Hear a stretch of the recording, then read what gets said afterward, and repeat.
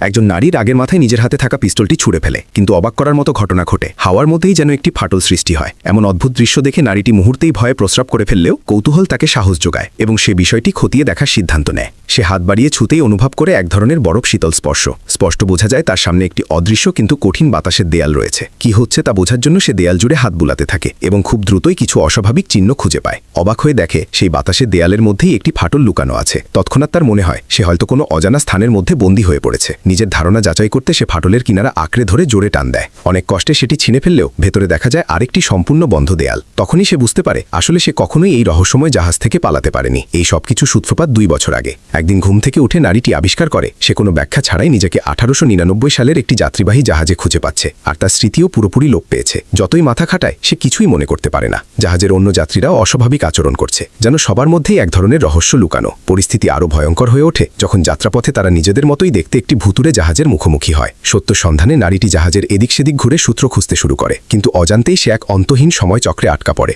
অসংখ্যবার চেষ্টা করার পর সে বুঝতে পারে এই জাহাজের প্রতিটি কেবিনের দরজা ভিন্ন ভিন্ন জগতে নিয়ে যায়। পুরো পৃথিবীটা যেন বাস্তব আর স্বপ্নের মাঝামাঝি এক বিভ্রম। সবচেয়ে অদ্ভুত বিষয় হলো সে নিজের চিন্তা দিয়েই আশপাশের ঘটনাগুলো নিয়ন্ত্রণ করতে পারে। এর চেয়ে অপ্রত্যাশিত ঘটনা ঘটে যখন সে জানতে পারে তার স্বামীও একই ধরনের সময় ভ্রমণে আটকা পড়েছে। অনুসন্ধানের এক পর্যায়ে আওয়েই একটি পরিত্যক্ত শুকনো কূপ খুঁজে পায়। কূপের ভেতরে রয়েছে একটি নিঃসঙ্গ কবর, আর তার নিচের গোপন জায়গায় বসে আছে তার নিজের ছেলে। কথোপকথনের পর আওয়েইয়ের স্মৃতি ফিরে আসে। সে তখন বুঝতে পারে ছেলেটি ছোটবেলা থেকেই এক অদ্ভুত রোগে ভুগছিল। ছেলের চেতনা বাঁচিয়ে রাখার জন্য দম্পতি মিলে একটি স্বপ্নের জগৎ তৈরি করেছিল, কিন্তু এক দুর্ঘটনার কারণে দুজনেই স্মৃতি হারায় এবং চিরদিনের মতো এই পুনরাবৃত্ত স্বপ্নের ফাঁদে বন্দী হয়ে পড়ে। স্ত্রীকে জাগিয়ে তুলতে আওয়েই ঝুঁকি নিয়ে তার স্বপ্নের জগতে প্রবেশ করে, কিন্তু পরিচিত অথচ অচেনা সেই মুখ দেখে নারীটির কিছুই মনে পড়ে না। উপায় না দেখে আওয়েই তাকে তাদের পুরনো বাড়িতে নিয়ে যায়। দেয়ালে ঝোলানো 3 জনের পারিবারিক ছবির দিকে তাকাতেই স্ত্রীর হারানো স্মৃতিগুলো ঢেউয়ের মতো ফিরে আসে। ঠিক তখনই স্বপ্নের জগতে ভয়ঙ্কর ঝড় শুরু হয়, দমকা হাওয়া আর প্রবল বৃষ্টি। যদি দ্রুত বাস্তব জগতে ফেরার পথ খুঁজে না পায় তারা চিরতরে এখানেই আটকে যাবে। সৌভাগ্যক্রমে সংকটের মুহূর্তে স্মৃতি ফিরে পাওয়া স্ত্রী পালানোর উপায় মনে করতে পারে। শেষ পর্যন্ত দম্পতি বিপদ কাটিয়ে স্বপ্নের জগৎ থেকে মুক্তি পায়।